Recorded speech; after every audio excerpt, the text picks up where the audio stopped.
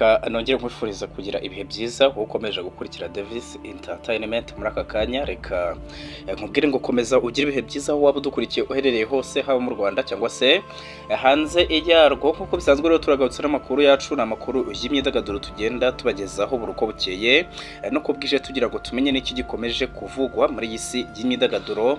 Ni n'amakuru rero agezweho kuri tariki ya 18 z'ukwezi kwa gatandatu umwaka wo ni 2024. Nk'uko bisanzwe rero mbere yuko dutangira amakuru yacu tubanza kubagezaho zimwe mu ngingo z'ingenzi amakuru yacu abari buze kwibandaho. Muri aya makuru rero ndaza kubwira ko umuhanzi Itayiwacu Bruce wamenyekanye nka Bruce Melody na Mugisha Gatera Arno wamamaye nka DJ Maruno bakaba rero bategerejwe nyine mu gitaramo gikomeye cyambere bagiye gukorera hariya mu mujyi wa Buruseli mu Bubiligi, aho amatike yashyizwe hanze harimo n'itike izaba ihagaze $1,300,000. Bisa naho rero ari cyo gitaramo cyambere uyu muhanzi wo muri 1.55 Bruce Melody yagiye gukora hanze ugereranyije nyine n'ibindi bitaramo yagiye akora mu bihe bigiye bitandukanye. Tukaba rero turaza kubigarukaho ku buryo burambuye. Nanone muri aya makuru rero ndaza kukubwira ko Kalifani yahuje abarimo Masamba, Tom Close na Marina mu ndirimbo y'amatora. Uyu muraperi rero uri mu batanze ibyishimo akaba yisunze ibihangano binyuranye. Kalifani Gofinda rero akaba yamaze guhuza abarimo Masamba Intore, Muyombo Thomas wamenyekanye nka Tom Close n'umuhanzi Ingabire Deborah uzwi nka Marina mu ndirimbo bise Igikumwe ivuga ibigwi umuryango FPR Inkotanyi n'umukandida wayo Perezida Paul Kagame. Iyi ndirimbo rero ikaba yaragiye hanze ku itariki ya 17 Kamena 2024 mu gihe Kalifani yaramaze igihe ayiteguje abafana n'abakunzi be nk'igihangano yahanze mu rwego rwo gutanga umusanzu we mu rugendo rwo kwamamaza Perezida Paul Kagame mu matora y'umukuru w'igihugu n'ay'abadepite ateganyijwe muri uyu mwaka w'2024. Nanone muri aya makuru ndaza no kukubwira ko hamaze kuvugwa byinshi hagati ya Juno Kizigenza ndetse na Ariel Ways, aho bongeye guhuza amaboko bikaba ari ibintu byashimishije abafana babo. Kwizera Bosco rero wamenyekanye nka Juno Kizigenza n'Uwayezu Ariel wamenyekanye nka Ariel Ways bari mu bahanzi nyine bamaze imyaka itari mike batigisa imihanda ya Kigali n'imyidagaduro muri rusange binyuze mu buhanga bagaragaza mu byo bakora. Ariko nanone izina ry'umwe iyo rivuzwe ryumvikanamo iryundi biturutse ku nkuru z'urukundo rwabo zagiye zibavugwaho. Ni mu gihe rero mu mwaka wa 2021 aribwo niwo nyine uyu mwaka niwo wazanye cyane inkuru z'abo bahanzi bombi ku bijyanye n'urukundo. Ibintu rero byatijwe umurindi n'indirimbo bahuriyemo yitwaga Awe yumvikanyemo amagambo meza y'urukundo. Ni indirimbo rero yabo yagiye hanze ku itariki ya 18 Kamena 2021. Byagorana ko rero hari umuntu wakumva inanga yayo yonyine ngabure kumenya iyo ari yo bitewe no kuba barakanyujijeho mu rukundo. Tukaba rero nabyo turaza kubigarukaho ku buryo burambuye muri aya makuru yacu. Turaza rero kunyarukira hariya muri Leta Zunze Ubumwe za Amerika, aho ndaza kubwira ko Wiz Khalifa n'umukunzi we barimo kwitegura kwibaruka umwana w'umukobwa.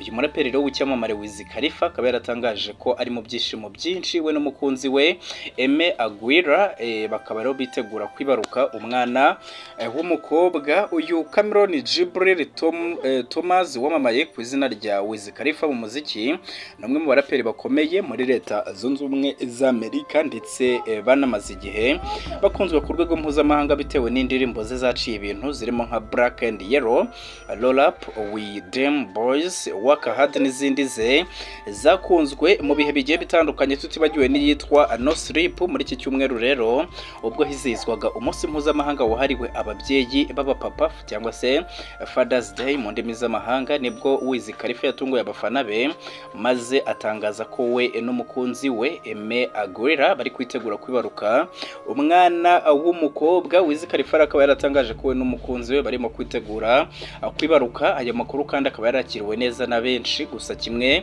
cyagarutsweho ku mbuga nkoranyambaga ni uburyo umunyamideli Amber Rose wahoze ari umugore wa Wiz Khalifa bahanye gatanya mu mwaka w'2016 bamaze kubyara umwana w'umuhungu. Akaba yarakiriye aya makuru ko uyu muraperi agiye kwibarukana n'undi mugore.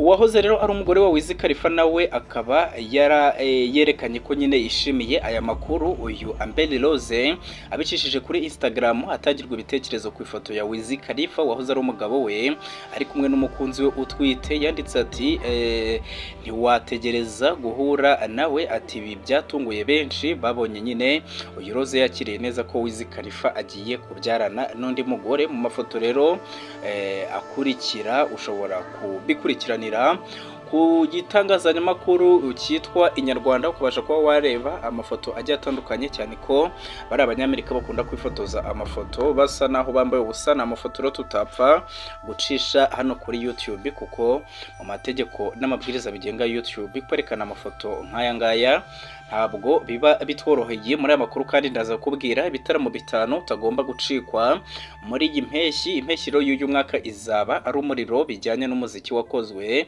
ibikorwa bidasanzwe ndetse n'ibitaramo biteganyijwe kuzasusurutsa abakunzi b'umuziki nyarwanda haba bari mu Rwanda ndetse no mu mahanga. Reka rero tutaratangira amakuru yacu mbanza nkugezeho nanone ibitaramo 5 byiteguwe muri iyi impeshyi. Abahanzi nyarwanda rero biteguye kare impeshyi y'uyu mwaka, bamwe rero bategura ibitaramo bikomeye bizabera hano mu Rwanda, abandi bategura ibizabera mu mahanga, mu gihe ku rundi ruhande hari n'abanyamahanga bakomeje kugaragaza ko bifuza gutaramira i Kigali muri iyi mpeshyi. Hari rero ku mwanya wa mbere ikiswe Toxic Experience. Iyi DJ Tox aherutse gutangaza ko ageze kure imyiteguro y'igitaramo Toxic Experience ari guteganya gukorera ku nkengero z'ikiyaga cya Kivu mu karere ka Rubavu, aho rero azaba ari kumwe n'abahanzi n'aba DJ bagiye batandukanye. Bamwe rero mu bahanzi azafatanya nabo muri iki gitaramo azakora ku itariki ya 29 Kamena 2024 harimo Kevin, Chris Ize, Kenisol ndetse n'abandi. Akaba yaragize ati rero ni igihe cy'impeshyi abantu baba bakeneye gusohoka bagatemberaho kugira ngo bitandukanye nyine n'ubushyuhe buba buri hanze aha.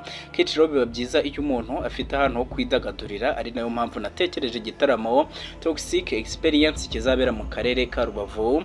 Igitaramo cya kabiri rero ni cya Sheba Live in Kigali. Uyu muhanzikazi rero Sheba Karungi wamenyekanye mu ndirimbo zinyuranye nawe agiye kongera gutaramira i Kigali. Uyu mukobwa rero yarategerejwe i Kigali ku itariki ya 3 Kanama 2024, ariko abamutumiye bahisemo ko igitaramo cye cyazaba kuri 17 Kanama 2024 aho kizabera muri Kigali Conference and Exhibition Village ahazwi nka ka Kigali. Nyuma yo gutaramira rero amagana y'abantu muri ka Kigali, ku mugoroba hazaba ibirori byo guhura no gusangira n'abafana be ibizwi nka meet and greet bizabera muri The Keys Hotel. Sheba Karungi rero azagera i Kigali ku itariki ya 2 Kanama 2024, ari nabwo azagirana ikiganiro n'abanyamakuru. Ni umuhanzikazi rero w'umunya-Uganda, umubyinnyi akaba n'umukinnyi wa filime udatana n'udushya ku rubyiniro ndetse n'ibindi byamamare bigiye bitandukanye. Hari ikindi gitaramo rero cyitwa Ganza Europe Tour Kivumbi King rero nyuma yo gushyira hanze album ye nshya yise Ganza yamurikiye abakunzi be ku itariki ya 24 Gicurasi umwaka wa 2024. Akomeje urugendo rw'ibitaramo byo kuyimurika ku mugabane w'Uburayi bizasozwa n'icyo azakorera hano mu Rwanda. Nibwo rero kugeza ubu ataratangaza amatariki. Ibitaramo Kivumbi rero yatangiriye mu Bufaransa mu mujyi wa Lyon ku itariki ya 2 Kamena 2024, abikomereza rero mu Budage mu mujyi wa Hanover ku itariki ya 15 Kamena 2024, mu gihe icya gatatu azagikorera mu mujyi wa Warsaw muri Pologne ku itariki ya 24 Kamena 2024. Hari ikindi gitaramo rero gitegerejwe cya Israel Mbonye yise Israel Mbonye Live in Uganda. Israel Mbonye rero uri kwitegura ibitaramo bizenguruka akarere ka Afurika y'Iburasirazuba nawe aherutse gutangaza ko muri Kanama muri uyu mwaka wa 2024 azakorera ibitaramo 2 muri Uganda. Ni ibitaramo rero byitezwe ko azakorera i Kampala ku itariki ya 23 Kanama 2024, mu gihe ku itariki ya 25 Kanama 2024 azataramira Imbarara.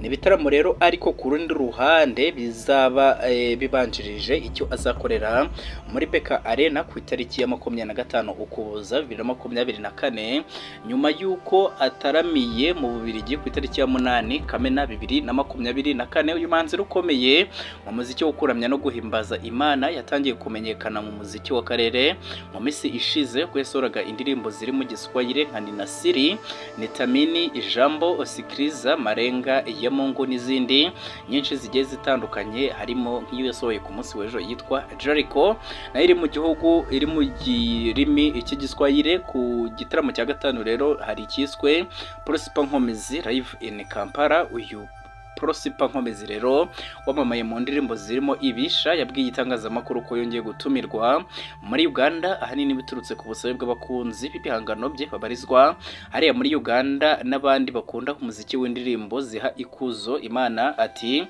ni ku busabe bw'abakunzi bacu bagiye badusaba kuva kera ariko ntibikunde kubera izindi gahunda, atari ko kuri gicuro byakunze ko tujya kubataramira. Ni igitaramo rero kigamije kunanura ijuru n'isi binyuze mu kuramya no guhimbaza Imana, bizabera muri kiriya gihugu mu mujyi wa Kampala. Kuri inshuro rero azataramira muri uyu mujyi wa Kampala ku itariki ya 7 Nyakanga 2024, ni mu gihe muri 2023 yataramiye mu mujyi wa Mbarara kuri hoteli yitwa Las Vegas.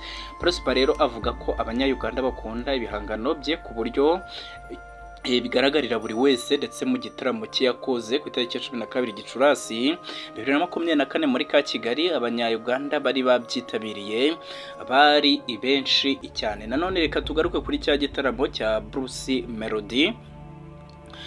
Uyu Bruce Melody rero we na DJ Manudi bategerejwe mu gitaramo gikomeye cya mbere bagiye gukorera mu mujyi wa Bruxelles mu Bubiligi, aho rero matike yashyizwe hanze harimo n'itike ya $1,300,000 by'amafaranga y'u Rwanda. Bisa naho rero ari cyo gitaramo cya mbere uyu muhanzi Bruce Melody agiye gukorera gihenze ugereranyije n'ibindi bitaramo nyine yagiye akora mu bihe bigiye bitandukanye. Agiye mu Bwongereza rero mu gihe aherutse gutanga ibyishimo bisendereye mu Bwongereza mu bitaramo yahuriyemo na mugenzi we Mugisha Lomson wamamaye nka Element. Akaba rero uyu Element nawe ari umuproducer ukomeye cyane hano mu Rwanda. No bwa mbere Bruce Melody agiye gutaramira mu Bubiligi, cyo kimwe na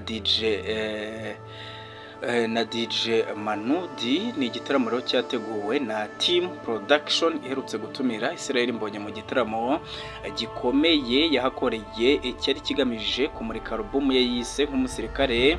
Iri indirimbo rero yamamaye nka Nina Siri, maze kurebwa n'abantu barenga miliyoni 50 ku rubuga rwa YouTube. Unyujije amaso rero mu biciro byo kwinjira muri iki gitaramo kizaba ku itariki ya 6 Nyakanga 2024 ahitwa Bruxelles.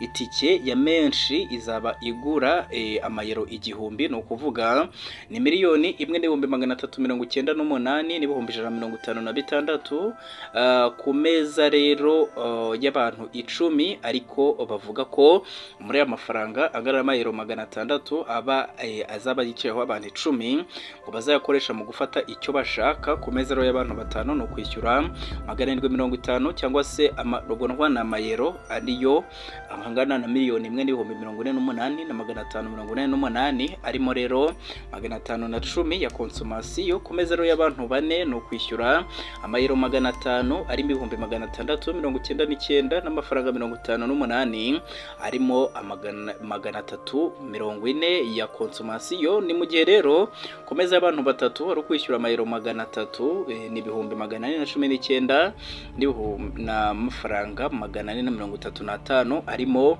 amayero 180 ya konsumasiyo. Mu mashusho rero aherutse gushyira hanze yifashishije imbuga nkoranyambaga, uyu Bruce Melody yumvikanishije ko yiteguye gutanga ibyishimo mu gitaramo azakorera mu Bubiligi ku itariki rero ya 7 Nyakanga 2024. Yagize ati nzaza maze turiye show, nzaba ndi kumwe na DJ Maruno, mutima uzaze muri benshi ntazagire ubura kandi mugure izindi nkweto kubera ko tuzarya show. Bruce Melody rategerejwe mu Bubiligi mu gihe yiziza imyaka 14 ishize ari mu muziki, aho yahereye nyine ku ndirimbo zirimo nk'umutwe, turaberanye, ndumiwe, ikinya, Katerina Samoya, ikinyafu n'izindi.